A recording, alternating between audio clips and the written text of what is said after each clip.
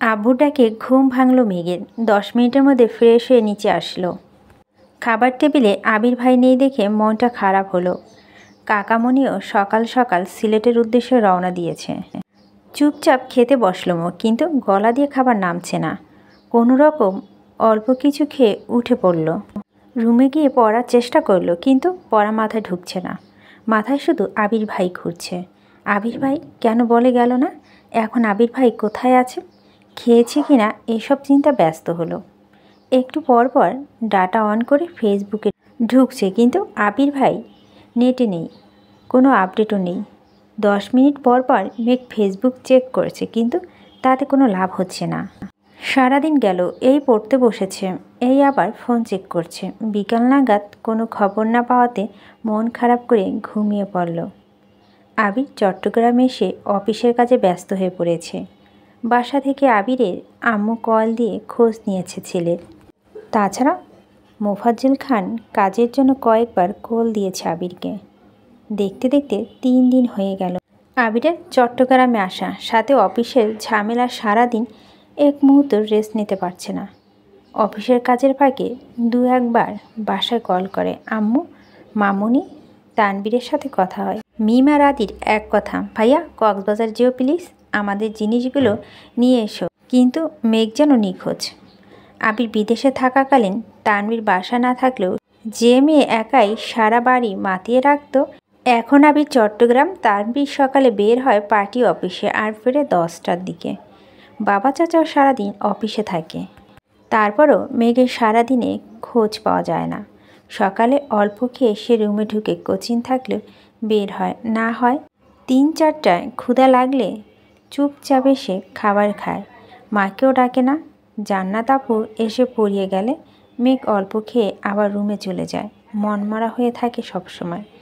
আবিরের অফিসের ঝামেলা মোটামুটি মিটেছে। ডিলার প্রোডাক্ট ডেলিভারি দেওয়া পর্যন্ত অপেক্ষা করতে হয়। 2 দিন ফ্রি থাকতেই মিম এবং আদির কথা মনে করে কক্সবাজার গেল। এর আগে কখনো কক্সবাজার যায়নি আবির। এটাই জীবনে প্রথমবার। 5 স্টার হোটেলে রুম নিয়েছে। ফ্রেশ হয়ে বের হতে হতে বিকেল হয়ে গেছে। সমুদ্র সৈকতে দাঁড়িয়ে আছে আবির। প্রকৃতির সৌন্দর্য স্পষ্ট রূপ নিয়ে সজ্জিত বিশ্বের দীর্ঘতম সমুদ্র সৈকত কক্সবাজার। কক্সবাজারে সূর্যাস্তের ছবি প্রায় সবাই স্মৃতি হিসাবে রেখেছেন নিজেদের মোবাইল ফোন বা প্রতিটা বাড়ির দেওয়ালে। আবির সমুদ্রের ঢেউর সঙ্গে গোধূলিবেলায় সূর্যাস্ত দেখে বিমোহিত। অসংখ্য প্রাপ্তি, ক্লান্তি, হতাশা বিকীর্ণ হয়ে আছে আবিরের মনে। সমুদ্রের পানিতে অস্তমিত সূর্যের অপরূপ দৃশ্য উপভোগ করছে। কিছুক্ষণ পর আবিরের ফোনে কল আসে। পকেট থেকে ফোন বের করে দেখে তানবীরের কল। রিসিভ করে। তানবীর সালাম দেয়। ভাইয়া। আবিরও সালাম দেয়। তানবীর, কোথায় আছো? আবির, কক্সবাজারে আসছি আজ। কেন? তানবীর, একটু দরকার ছিল। আবির, বল। তানবীর, এমপির মেয়ে নাকি তোমার রিকোয়েস্ট দিয়েছিল, তুমি নাকি তাকে ব্লক করে দিয়েছ। আজ এমপির বাসায় গিয়েছিলাম, মেয়েও তো তোমার কথা জিজ্ঞেস করতেছে আমায়। আবির, তুই কি বলছিস? তানবীর, প্রথমত এমনিতেই বোঝানোর চেষ্টা করছি, কিন্তু মানতেছে না, তাই বাধ্য হয়ে বলেছি তুমি আরেকজনকে পছন্দ করো, তার সাথে তোমার বিয়ে ঠিক। আবির, আচ্ছা ঠিক আছে। তানবীর, কিন্তু একটা সমস্যা আছে ভাইয়া। আবির, আবার কি সমস্যা? তানবীর, এমপির মেয়ে যদি এমপিকে বলে দেয়, উনি যদি আমায় জিজ্ঞেস করে, তখন আমি কি বলবো? যদি মেয়ের কথা জিজ্ঞেস করে, তখন কি বলবো? আবির, প্রথমত এমপি কোনো সময় এসব বিষয় নিয়ে মাথা ঘামাবে না। আর যদি শোনে ছেলে অন্য কাউকে পছন্দ করে, তাহলে আরও কিছু বলবে না। তানবীর, তারপর ও যদি জিজ্ঞেস করে ফেলে, তখন কি বলবো? আবির, বলবি তোর বোনের সাথে বিয়ে ঠিক। তানবীর, তারপর? আবির, তারপর আবার কি? বাকিটা আমি সামলে নেব। তানবীর, যদি ফোর্স করে? আবির একটু গম্ভীর কণ্ঠে বলল, বেকুবের মতো কথা বলিস না তানবীর। এমপির মেয়ে হোক আর মন্ত্রীর মেয়ে, তার জন্য কি তুই নিজের ভালোবাসা কোরবানি করবি নাকি? আজব। তানবীর আর কথা বাড়ালো না। তানবীর, আচ্ছা ভাইয়া, এখন রাখি তাহলে, আল্লাহ হাফেজ। আবির আল্লাহ হাফেজ। কল কেটে আবির ডাটা অন করে ফেসবুকে ঢুকে কেন জানি মনে হলো ব্লক লিস্ট চেক করবে। ব্লক লিস্টে ঢুকতেই চোখে পড়ল প্রথমে আইডিটা ওই মেয়ের। 2 সেকেন্ড ভাবলো সে তো শুধু কমেন্ট ডিলিট করেছিল, ব্লক তো করেনি। এটা যে মেঘের কাজ তা বুঝতে বেশিক্ষণ সময় লাগলো না, কিন্তু মেঘ ফোন পেল কোথায়? আর কিছুক্ষণ ভাবার পর মনে হলো টেবিলের ওপর ফোন রেখে যাওয়ার ঘটনা। তার মানে সেই দিনই ব্লক করেছে। অজান্তেই ঠোঁটের কোণে এক চিলতে মুচকি হাসির ঝলক দেখা গেল। আস্তে আস্তে বলল, এই সামান্য বিষয়ে জ্বলে উঠলে সইবি কীভাবে এত ঝড়ঝাপটা? এত তাড়াতাড়ি তো তোকে আমায় করে নিব না, আবার খুব বেশি কষ্ট দিব না তোকে। অন্ধকার নেমেছে বিচে। একটু হাঁটাহাঁটি করলো আবির। ভাই বোনের জন্য কিছু কেনাকাটা করলো, তারপর হোটেলে চলে আসলো। কেটে গেলেও আরও 2 দিন আবির বাড়ি নেই। 6 দিন যাবৎ অষ্টাদশীর মনে ভীষণতা ছেয়ে গেছে। খায় না ঠিক মতো, পড়াশোনা করে না, মোবাইলও চাপে না, কথাও বলে না কারো সাথে, শুধু টিউশন আর কোচিংয়ে যায়, আসে এইটুকুই। আজ সকাল থেকে মনটা মাত্রাতিরিক্ত খারাপ। তানবীর ডেকে এনে খাবার টেবিলে বসিয়েছে। তানবীর আজকাল পার্টি অফিসে দৌড়াদৌড়িতে মেঘকে কিছু বলে না। মেঘকে এখন আর আগের মতো বকেও না।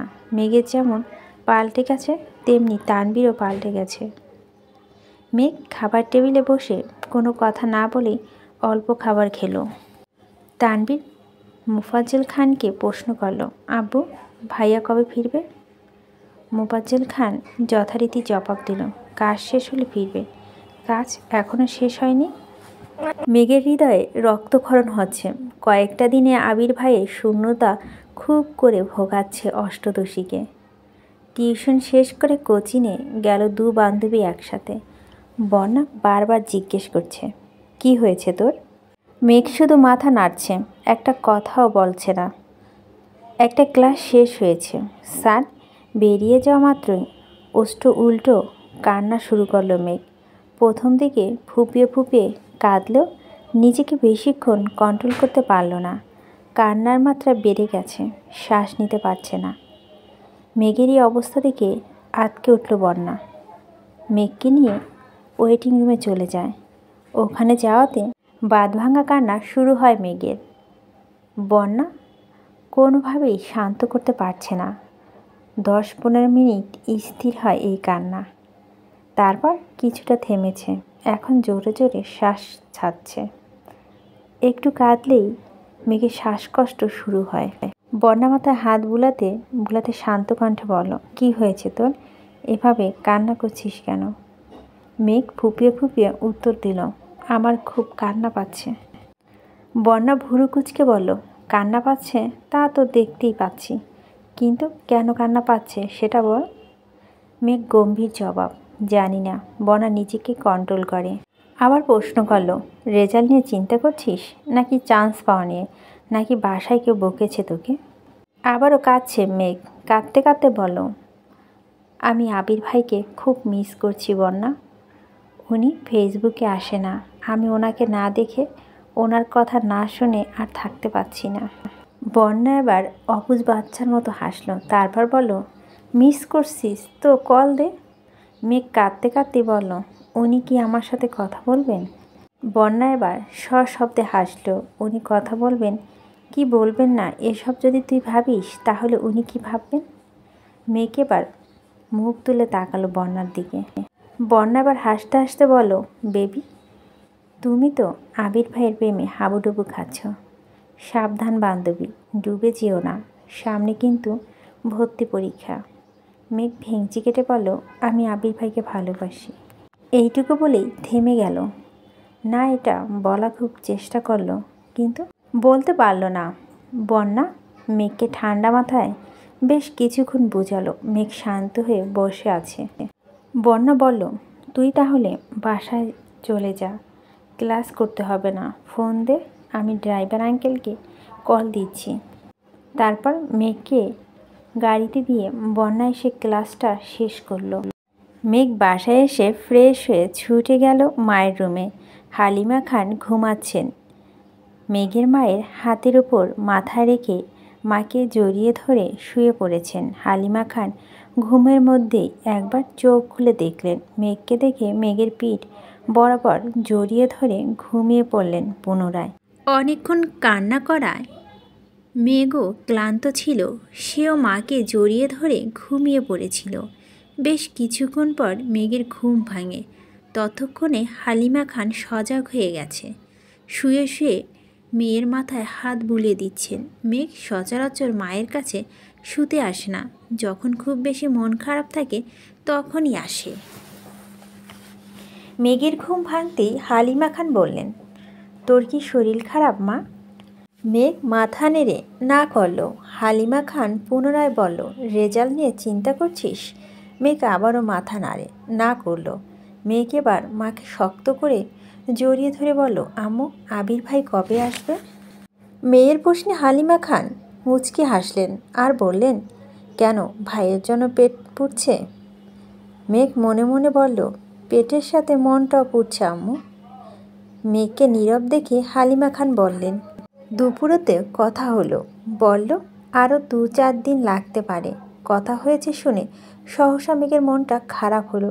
নিজেকে সামলে বলল, আম্মু, আবির ভাইকে কল দাও না প্লিজ। হালিমা খান, বিকেলে তো কথা হলো, এখন আবার কল দিয়ে কি করব? ছেলেটার মনে হয় ব্যস্ত। মেঘ, আম্মু প্লিজ দাও না। হালিমা খান নিজেও ফোন হাতে নিয়ে কল দিল আবিরকে। লাউড স্পিকার দিয়েছেন। কয়েকবার রিং হতেই রিসিভ হলো। আবির সালাম দিল, মামুনি। আবির ভাইয়ের কণ্ঠ শুনে মেঘের বক্ষর স্পন্দ জোরালো হলো। হালিমা খান সালাম জবাব দিল, ব্যস্ত আছিস বাবা? আবির, হ্যাঁ কিছুটা। কেন? হালিমা খান, মেঘ একটু কথা বলবে তোর সাথে। আবির, ঠিক আছে দাও। হালিমা খান মেঘের দিকে ফোন এগিয়ে দিলেন। মেঘ কাঁপা কাঁপা হাতে ফোন নিল। সঙ্গে সঙ্গে লাউড স্পিকার অফ করে দিল মেঘ। মেঘ ধীর কণ্ঠে বলল, হ্যালো। আবির তৎক্ষণাৎ রেগে মেগে বলল, হ্যালো কী রে? প্রথমে কল দিয়ে সালাম দিতে হয়, এটাও জানিস না? আবিরের ধমকে চুপসে গেল মুখটা। আস্তে ধীরে বলল, সালাম। আবির গম্ভীর কণ্ঠে উত্তর দিল। মেঘ এবার কাঁপা কাঁপা গলায় বলল, কেমন আছেন আবির ভাই? আবির কিছুটা স্বাভাবিক হয়ে বলল, আলহামদুলিল্লাহ ভালো। তুই কেমন আছিস? মেঘ দীর্ঘশ্বাস ফেলে উত্তর দিল, আলহামদুলিল্লাহ। দুজনে কয়েক সেকেন্ড নীরবতা পালন করল। আবির নীরবতা ভেঙে রাশভারী কণ্ঠে শুধালো, তোর ফোন দিয়ে কল দিতে পারিস না? মামুনির ফোন থেকে দিতে হলো কেন? মুখের ওপর মেঘ বলে ফেলল, আপনার নাম্বার নাই আমার কাছে। আবির এবার দীর্ঘশ্বাস ফেলল, গম্ভীর কণ্ঠে জবাব দিল, রাখছি, ব্যস্ত আছি আমি। এই বলে কল কেটে দিল। মেঘ আহাম্মকের মতো ফোনের দিকে তাকিয়ে রইল। বুঝে উঠতে পারল না ব্যাপারটা। আবির ভাইয়ের নাম্বার নেই এই কথা শুনে রেখে দিল, নাকি সত্যি ব্যস্ত? এটা ভেবে পাচ্ছে না অষ্টাদশী।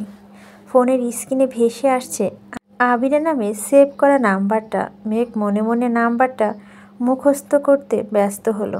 তারপর মাকে ফোন দিয়ে নিজের রুমের দিকে দৌড় দিল। নিজের ফোন আবির ভাই নাম্বারটা লিখে নাম্বারের অপশন লিখল, আমার আবিরের সাথে লাভ ইমোজির কিছুটা দূরে লিখল ভাই। সেভ করলো নাম্বারটা।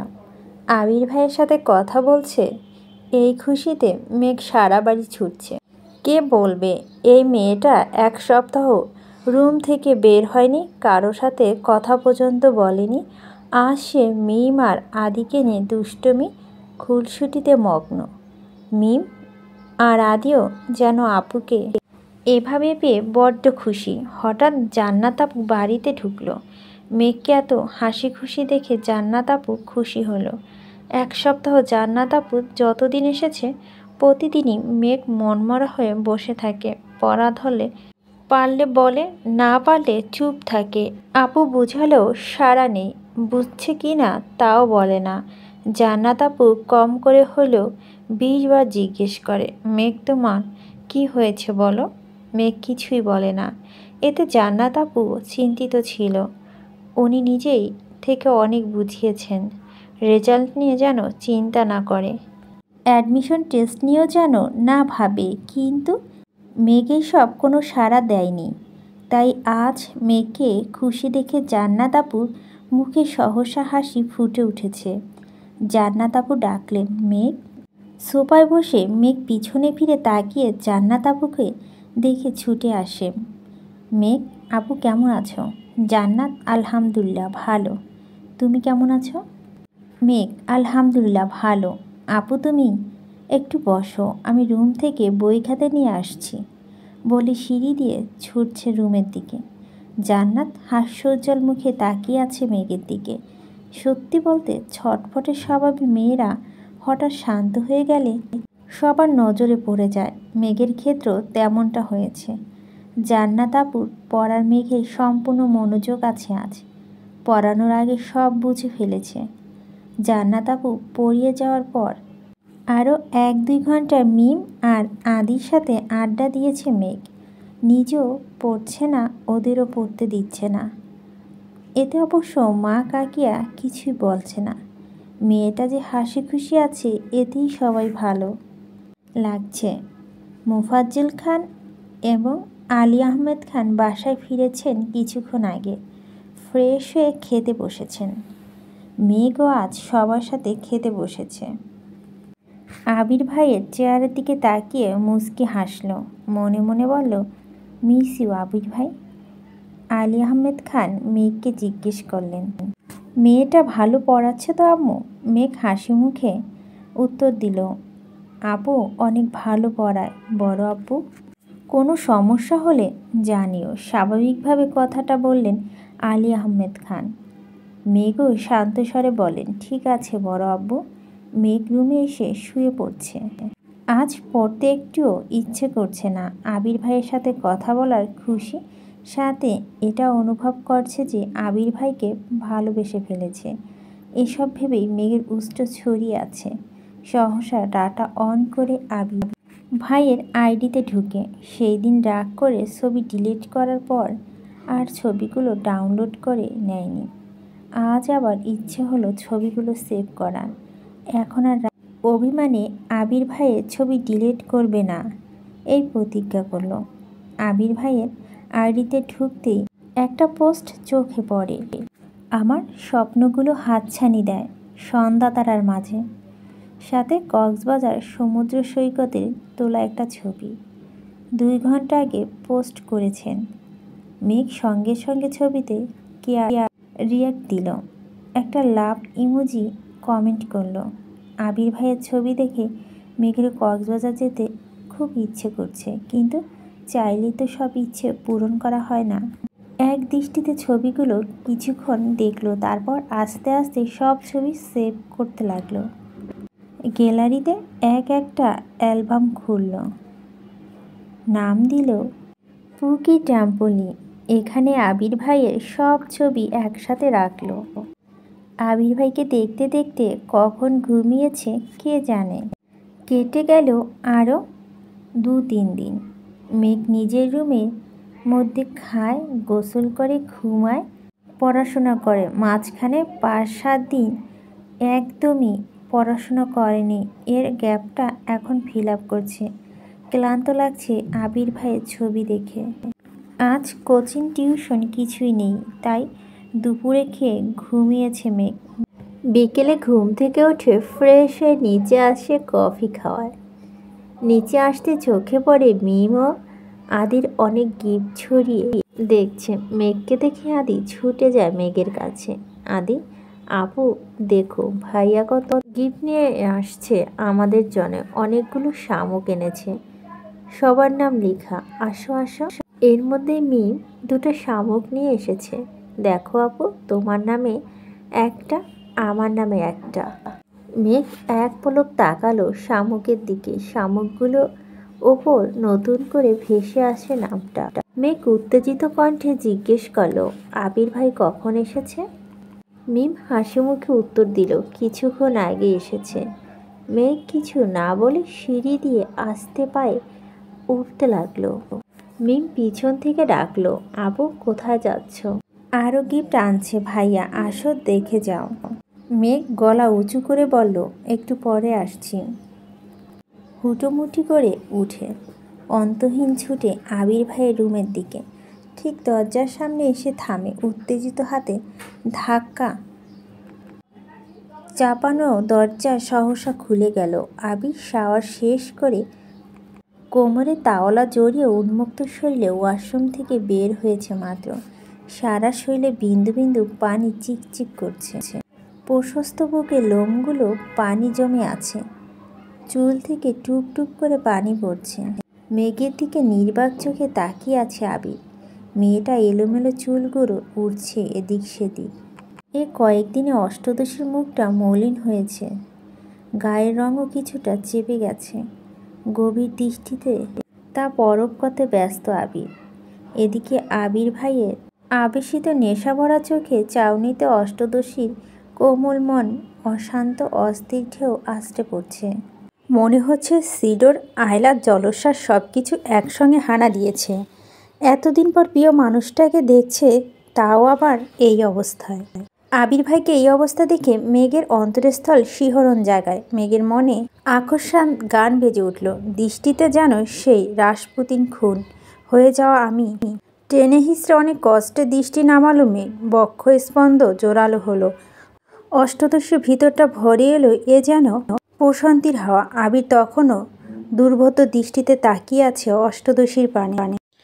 মেঘ গলা খাকারি দিয়ে দীর্ঘশ্বাস ফেলে মাথা নিচু করে কাঁপা কাঁপা কণ্ঠে বলল, সরি। আবির এবার হুঁশ ফিরে অবাক চোখে তাকিয়ে কপাল কুঁচকে বলে, সরি কেন? মেঘের কণ্ঠে খাদে নামিয়ে জবাব দিল, অসময় চলে আসছি তাই। এইটুকুনি বলেই চলে যেতে নেয় মেঘ। আবির হঠাৎই গম্ভীর গলায় বলে উঠল, দাঁড়া, কি বলতে এসেছিলি বল। মেঘ তৎক্ষণাৎ শীতল কণ্ঠে বলল, ভুলে গেছি। আবির কয়েক সেকেন্ড থামল। ঠোঁটের কোণে দুষ্ট হাসি। নিরুত্তর কণ্ঠে বলল, মনে করে বল, তারপর যাবি। আবির ভাইয়ের কথা শুনে মেঘের হাত পা কাঁপাকাঁপি শুরু হয়ে গেছে। আবির ভাই থাপ্পড় দিবে না তো? মেঘ নরম স্বরে আস্তে ধীরে আবারও বলল, সরি আবির ভাই, এভাবে আর রুমে ঢুকবো না, সরি। আবির কণ্ঠ দ্বিগুণ ভারী করে বিরক্ত নিয়ে বলল, এত ন্যাকামি করছিস কেন মেঘ? তুই কি চাচ্ছিস এখন আমি চিৎকার দিয়ে বাড়ির সব মানুষ জড়ো করে বলি, ও মা গো, ও বাবা গো, মেঘ আমার সর্বনাশ করে ফেলছে, আমার খালি গায়ে দেখে ফেলছে, এখন আমার কি হবে? আবির ভাইয়ের মুখে এমন কথা শুনে মেঘ হাঁ করে তাকালো আবির ভাইয়ের দিকে। আবির ভাইয়ের খালি গা দেখে মনের ভিতর পুনরায় উতাল পাতাল শুরু হয়ে যাচ্ছে। মেঘের সমস্ত গায়ে স্রোতের মতো শীতল হাওয়া বয়ে যাচ্ছে। তৎক্ষণাৎ মাথা নিচু করে ফেলল মেঘ। আবির শক্ত কণ্ঠে আবার বলো, আমি মেয়ে না হয়ে আমায় যে অবস্থা দেখে ফেলছিস বলে মান সম্মান চলে যাবে, তুই কি বলতে আসলি সেটা বল। মেঘ এবার মাথা নিচু করে কাঁপা কাঁপা গলায় আস্তে আস্তে বলল, আপনাকে দেখতে আসছিলাম। আবির ভুরু কুঁচকে তাকালো। তৎক্ষণাৎ বলে উঠল, দেখতে আসছিল দেখ, খোঁজ নে আমার, এত ফর্মালিটি করছিস কেন? মেঘের নরম স্বরে বলল, দেখেছি, এখন আসি। ঘুরে এক পা ফেলতেই আবির ডাকল, তোর সাথে কথা আছে, বস এসে। মেঘ ঠায় দাঁড়িয়ে পড়ল সেখানে। মেঘের এবার রক্ত সঞ্চালন বন্ধ হওয়ার পরিস্থিতি হলো। মুখ তুলে তাকাতেও পাচ্ছে না। মনে মনে বলছে, আল্লাহ বাঁচাও। আবির আবারও বলো, বসতে বললাম তো তোকে। মেঘ ধীর স্থির পায়ে এগিয়ে এসে বিছানার কোনায় বসেছে। চিবুক নামিয়ে গলার দৃষ্টি তার ফ্লোরে। আবির একটা টি শার্ট হাতে নিয়ে ঘুরে এসে মেঘের দিকে কিছুটা দূরে বসেছে। আবির কঠিন স্বরে বলল, কি হয়েছে তোর? মেঘ আবারও কাঁপা কাঁপা কণ্ঠে বলল, আবির ভাই, আপনি কিছু একটা পড়ুন প্লিজ। আবির মুচকি হেসে ভেজা শরীরে হাত গেঞ্জিটা পরে নিল আর বলল, এবার শান্তি হয়েছে? এখন বল, কি হয়েছে তোর? মেঘ চিবুক নামিয়ে শীতল কণ্ঠে উত্তর দিল, কিছু হয়নি। রাগান্বিত স্বরে আবির বলল, মেঘ, ভাবছি তোকে মেডিকেলে বিক্রি করে দিব। মেঘের সংকীর্ণ মুখটা আরও বেশি ছোট হলো। নিভু নিভু চোখে তাকালো আবির ভাইয়ের দিকে। পাতলা অধর নেড়ে বলল, কেন, আমি কি করেছি? আবির অভিভূত ন্যায় নিষ্পলক চেয়ে রইল মেঘের দিকে। প্রখর তপ্তস্বরে বলো, এই যে তুই ঠিকমতো খাচ্ছিস না, দিনকে দিন কঙ্কাল হয়েছিস। তোকে এই বাড়িতে রাখা থেকে মেডিকেলে রাখলেই বেশি কাজ দিবে। কণ্ঠ ভিজে এলো মেঘের, নেত্রোদয় টলমল করছে। কাপা কাপা গলায় বলল, খাই তো আমি। আবিরে সরু নেত্র তাকালো মেঘের চোখের দিকে। নেত্রযুগল টইটুম্বুর হয়ে আছে। পল্লব ফেলেছে পানি গড়িয়ে পড়বে গাল বেয়ে। আবির দীর্ঘশ্বাস ফেলে বলা শুরু করলো, এই কয়েকদিনে না তুই ঠিক মতো খেয়েছিস, আর তুই ঠিক মতো কোনো কাজ করেছিস। খাওয়ার ঘুম যে ঠিক মতো করিসনি তা তোকে দেখেই বোঝা যাচ্ছে। চুলগুলো কতদিন আশ্বাস না আল্লাহ জানে। এমনকি তুই পড়াশোনা করছিস না, কোচিং টিউশন প্রতিটা পরীক্ষায় কম নাম্বার পেয়েছিস।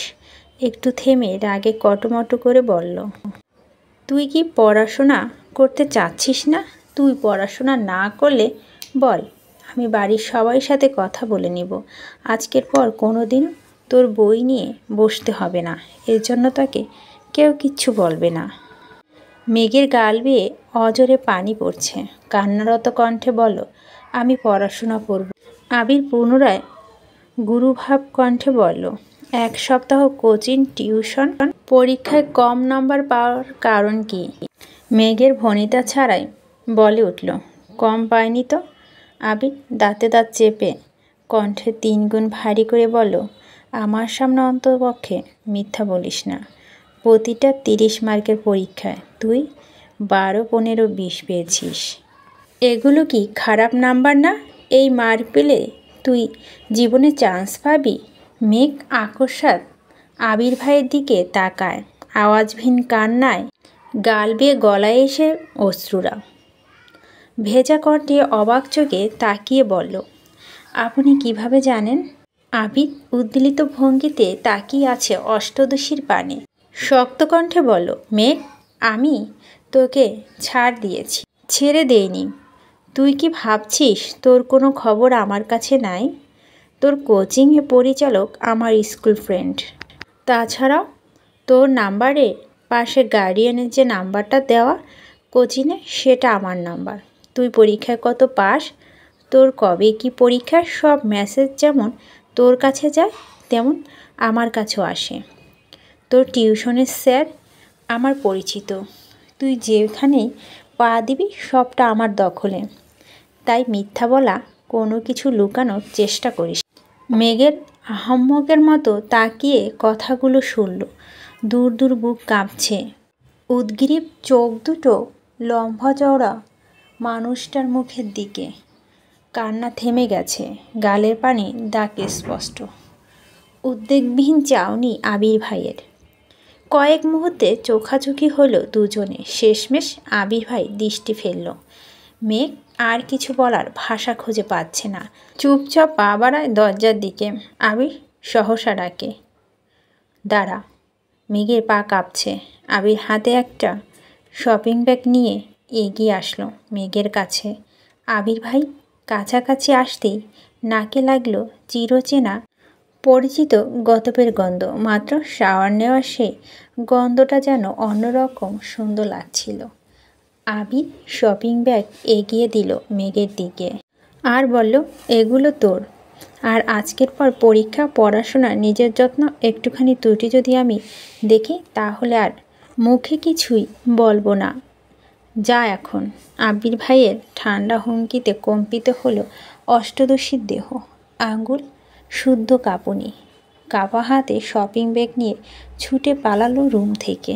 নিজের রুমে দরজা ঠেলে ভিতরে ঢুকলো। শপিং ব্যাগটা বিছানার পাশে রেখে বিছানা শুয়ে পড়ল মেঘ। শপিং ব্যাগটা খুলে দেখার ইচ্ছেও করছে না।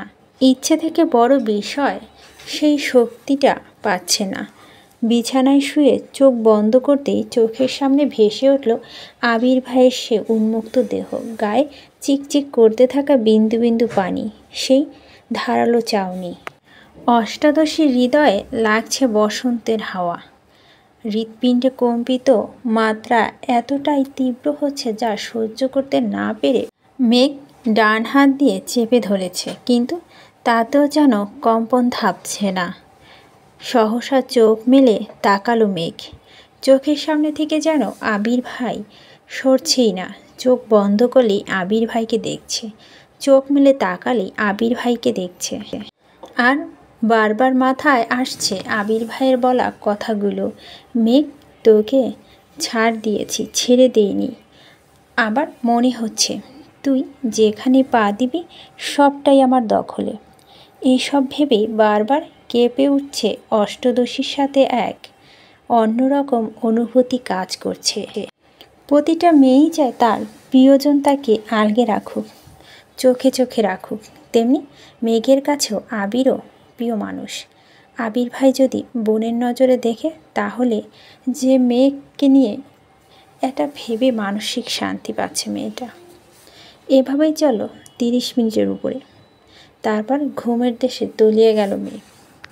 উঠল ঠিক সন্ধ্যা নামার আগে। ফ্রেশ হয়ে এসে তৎক্ষণাৎ শপিং ব্যাগ টেনে আনলো নিজের কাছে। শপিং ব্যাগটা উল্টে সবগুলো জিনিস বিছানার উপরে ফেললো। অনেক ছোট ছোট জিনিস এলোমেলো হয়ে পড়ে আছে বিছানার উপরে। কম করে হলে 15-20টা হাতের ব্রেসলেট, মুক্তার মালা, কানের দুল অসংখ্য অগণিত। দেখে মনে হচ্ছে উনি বেছে দেখার সময় পায়নি, যা পেয়েছেন সব নিয়েছেন।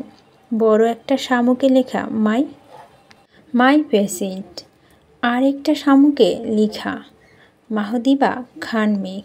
এছাড়াও অসংখ্য ছোট ছোট শামুক একটা কাচের বয়মে ভরা, যার সবগুলোতে আবির নিজের হাতে কুড়িয়ে এনেছে।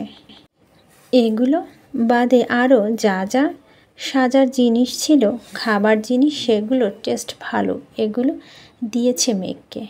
মেঘ বিস্ময়কর চোখে তাকিয়ে দেখছেন সবগুলো জিনিস।